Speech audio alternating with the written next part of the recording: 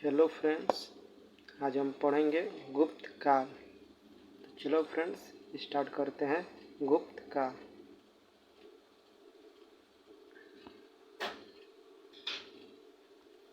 गुप्त वंश का संस्थापक कौन था? गुप्त वंश का संस्थापक श्रीगुप्त था। गुप्त किसके संबंध थे? तो गुप्त कुषाणों के संबंध थे। गुप्त वंश के किस शासक ने सर्वप्रथम महाधिराज की उपाधि धारण की? तो चंद्रगुप्त प्रथम ने महाधिराज की उपाधि धारण की। सूची 1 को सूची 2 से सुमेलित कीजिए।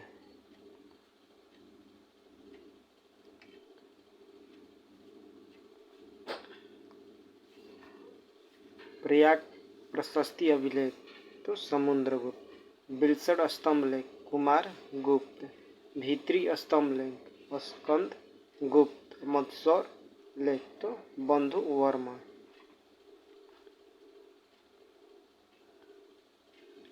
गुप्त शासन के दौरान निम्नलिखित में ऐसा व्यक्ति कौन था जो एक महान खगोल विज्ञानी और गणितज्ञ था? तो आर्यभट्ट। गुप्त शासकों की सरकारी या दरबारी भाषा थी? तो संस्कृत। इतिहासकार वी स्मिथ ने किसकी विजय से प्रभावित होकर उसे भारत का नेपोलियन कहकर पुकारा? था समुद्रगुप्त को। गुप्त वंश का वह राजा कौन था जिसने हुणों को भारत पर आक्रमण करने से रोका? तो स्कंदगुप्त। गुप्त राजवंश किस लिए प्रसिद्ध था? कला एवं स्थापत्य के लिए प्रसिद्ध था। अजंता कलाकृतियाँ किससे संबंधित थी? तो गुप्त काल से संबंधित थी। कुछ विद्वानों के अनुसार कवि कालिदास किसके राजकवि थे? तो चंद्रगुप्त द्वितीय या विक्रमादित्य के राजकवि थे। अजंता चित्रकारी का विषय वस्तु निम्नलिखित में किससे संबंधित है? बौद्ध धर्म से संबंधित है। उत्तर गुप्त युग में जो विश्वविद्यालय प्रसिद्ध हुआ वह था नालंदा विश्वविद्यालय। एरन अभिलेख का संबंध किस शासक के था? तो भानुगुप्त से था। फाहियान किसके शासनकाल में भारत आया था? फाहियान चंद्रगुप्त द्वितीय के शासनकाल में भारत आया था। भारतीय संस्कृति का स्वर्ण युग था? तो गुप्त काल स्वर्ण युग था। फाहियान कहाँ का निवासी था? तो फाहियान चीन का निवासी था। सेतु बंध का रचनाकार प्रवरसेन द्वितीय किस वंश का शासक था? तो वाकाटक वंश का शासक था। किस गुप्तकालीन शासक को कविराज कहा गया है? तो समुद्रगुप्त को कविराज कहा गया है। स्कंदगुप्त को किस स्तंभ लेख में शंक्रोपम कहा गया है? कहम स्तंभ लेख में।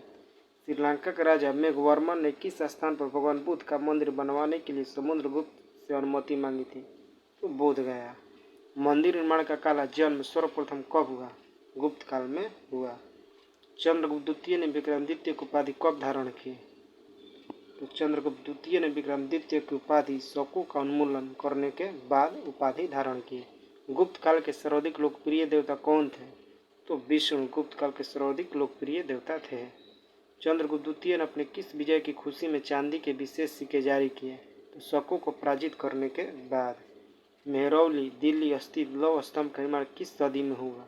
तो चतुर्थ सदी ईस्वी में हुआ।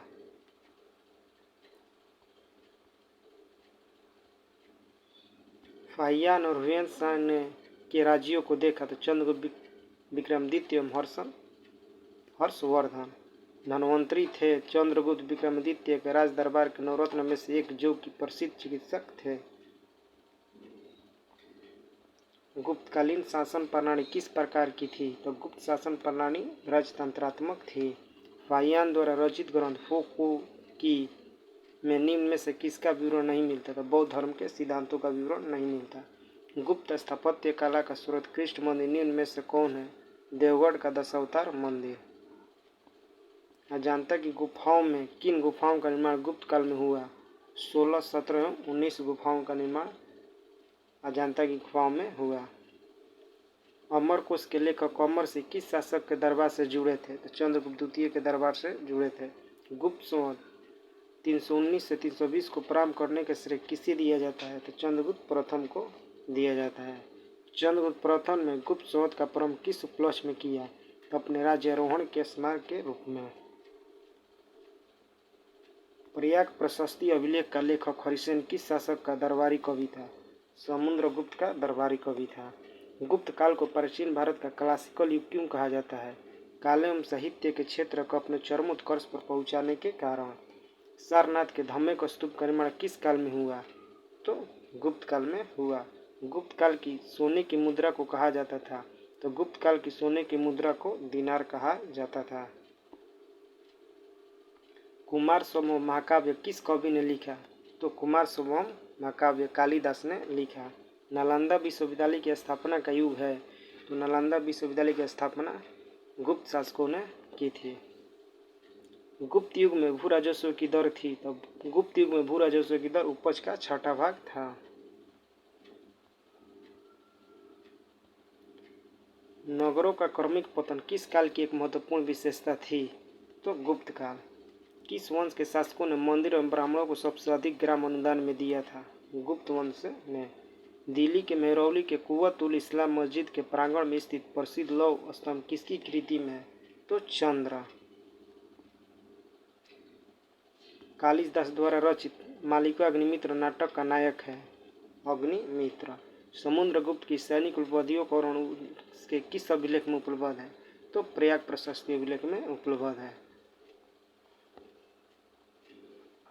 निम्न में किस काल में स्त्रियों की पुरुषों से बराबरी थी?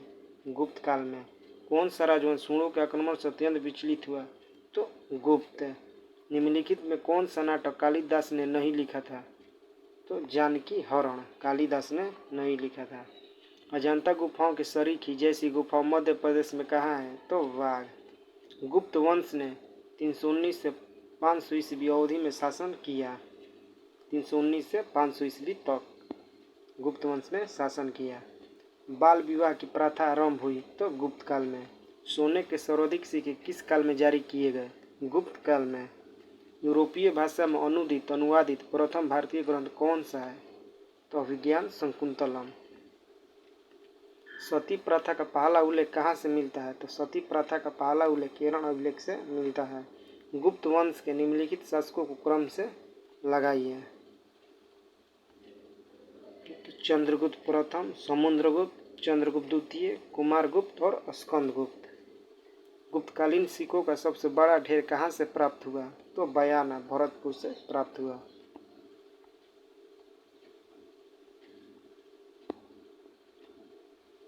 किस गुप्त शासक को नालंदा विश्वविद्यालय का संस्थापक माना जाता है? तो कुमारगुप्त प्रथम को। कथन: प्राचीन भारत में सामंती व्यवस्था का अभ्युदय सैनिक अभियानों में देखा जा सकता है। गुप्त काल में सामंती व्यवस्था का प्रयोग विस्तार हुआ था। ए और आर दोनों सही है, किंतु आर एक इसे व्याख्या नहीं करता है। गुप्त काल में उत्तर भारतीय व्यापार निम्नलिखित किस एक पतन से संचालित होता था? तो ताम्र लिपि। गुप्त शासकों द्वारा जारी किए गए चांदी के सिक्के कहलाते थे, तो चांदी के सिक्के रूपक कहलाते थे। सूची 1 को सूची 2 को सुमेलित कीजिए और सूची के नीचे दिए गए कूट का प्रयोग करते हुए सही उत्तर का चयन कीजिए। सूची 1 और सूची 2। विशाखा दत्त, तो विशाखा दत्त एक नाटक है। वारामिहिर खगोल विज्ञान। चरक तो चिकित्सा और ब्रह्मगुप्त तो गणित। चंद्रगुप्त द्वितीय के काल में विद्या कला एवं साहित्य का महान केंद्र कौन सा था? तो उज्जैन। कालिदास की किस कृति की गिनती विश्व की 100 प्रसिद्ध साहित्यिक कृतियों में होती है? तो विज्ञान शकुंतलम। वर्तमान गणित में दशमलव प्रणाली आविष्कार का श्रेय निम्न में से किस युग को है? तो गुप्त युग को है। निम्न में से कौन सा गुप्त वंश के पतन का कारण नहीं था? तो सत्ता के नियंत्रण के लिए आंतरिक कलह। निम्नलिखित में किस गुप्त शासक ने अपने सिक्कों पर अपने को बीड़ा बजाते हुए आकृति में अंकित करवाया? तो समुद्रगुप्त ने अपने को बीड़ा बजाते हुए आकृति में अंकित करवाया। वह प्रथम भारतीय विद्वान कौन था जिसने गणित को एक पृथक विषय के रूप में स्थापित किया? आर्यभट्ट। गुप्तकालीन पुस्तक नवीनतम का संबंध है चिकित्सा से। तांबा का सिक्का जारी करने वाला पहला गुप्त शासक कौन था? तो रामगुप्त। वह पहला गुप्त शासक था जिसने तांबा का सिक्का जारी किया था।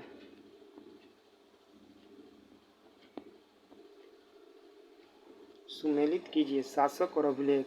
तो समुद्रगुप्त प्रयाग प्रशस्ति अभिलेख, चंद्रगुप्त द्वितीय तो मेहरौली लौह स्तंभ लेख, स्कंदगुप्त भीतरी स्तंभ लेख और बुधगुप्त पहाड़पुर ताम्रपत्र अभिलेख बुधगुप्त के थे। सुमेलित कीजिए। मुद्रा के प्रकार और शासक, तो कुमार देवी प्रकार, तो चंद्रगुप्त प्रथम ने मुद्रा चलवाया था। वीणा वादन प्रकार, समुद्रगुप्त ने। चक्र विक्रम प्रकार, तो चंद्रगुप्त द्वितीय। और कार्तिकेय प्रकार थी, ये मुद्रा कुमार गुप्त प्रथम ने चलवाया था। सुमेलित कीजिए। शासक और उपाधि, चंद्रगुप्त प्रथम, तो महाधीराज की उपाधि प्राप्त थी। समुद्रगुप्त, समुद्रगुप्त अश्वमेध पराक्रम। चंद्रगुप्त द्वितीय, तो परम भागवत। स्कंद गुप्त, तो सक्रोपम। सूची को सूची 2 के साथ सुमेलित कीजिए। शासक और पत्नी, तो चंद्रगुप्त प्रथम की पत्नी कुमार देवी थी और रामगुप्त की पत्नी ध्रुव देवी थी और समुद्रगुप्त की पत्नी दत्ता देवी थी और रुद्रसेन द्वितीय की पत्नी प्रभावती गुप्त थी। किस गुप्त शासक ने दक्षिणापथ में स्थित 12 राज्यों पर धर्म विजय की? और समुद्रगुप्त। सर्वराज्यों से सभी राजाओं को उखाड़ फेंकने वाला की उपाधि किसने धारण की? तो समुद्रगुप्त। किसने अंतिम शक शासक रुद्रसिंह तृतीय को पराजित कर उसकी हत्या कर शकों का अंतिम रूप से उन्मूलन किया था? चंद्रगुप्त द्वितीय। सूची 1 को सूची 2 से सुमेलित कीजिए। रचनाकार और रचना,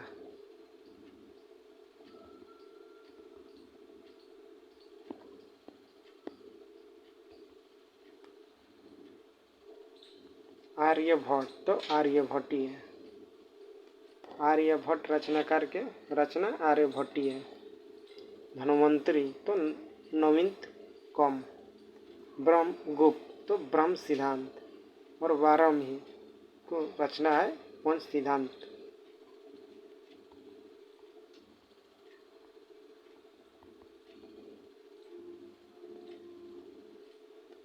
सुदर्शन झील, जिसका निर्माण चंद्रगुप्त मौर्य के सौराष्ट्र प्रांत के गवर्नर पुष्यगुप्त ने करवाया था तथा जिसकी मरम्मत पहली बार शक शासक रुद्रदम्न ने करवाई थी कि दूसरी बार मरम्मत किसने करवाई? तो स्कंदगुप्त।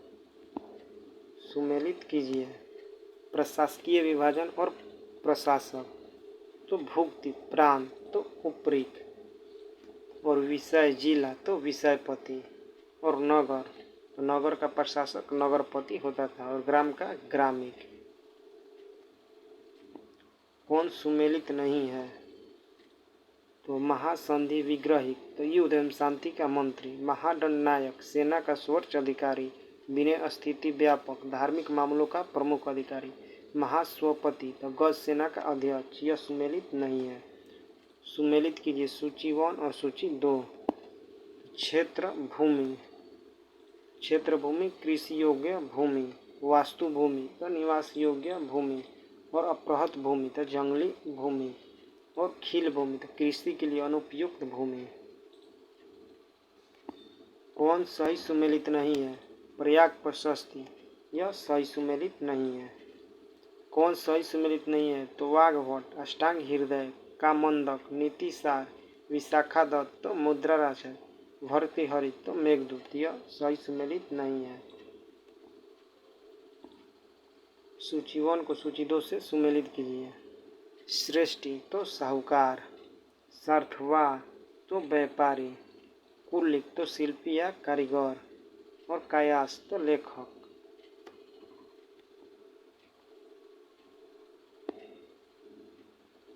मिहिर कुल का संबंध था, तो हूण से। कनौज को सर्वप्रथम महाता प्रदान करने वाला थे, तो मौखरी। गुप्त राजा जिसने विक्रमादित्य की पदवी ग्रहण की थी, तो चंद्रगुप्त द्वितीय। कुतुब मीनार के निकट स्थित लौह स्तंभ वैज्ञानिकों का ध्यान क्यों खींच रहा है? उसकी जंगरोधकता के कारण। प्राचीन भारत में गुप्त काल से संबंधित गुफा चित्रांकन के केवल 2 उदाहरण उपलब्ध। इनमें से एक अजंता की गुफाओं में किया गया चित्रांकन है, तो गुप्त काल के चित्रांकन का दूसरा विशिष्ट उदाहरण किस स्थान पर उपलब्ध है? तो बाघ गुफाएं।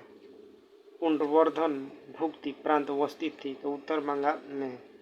परम भागवत उपाधि धारण करने वाला प्रथम गुप्त शासक था, तो समुद्रगुप्त। तो फ्रेंड्स, मिलते हैं अब नेक्स्ट वीडियो में।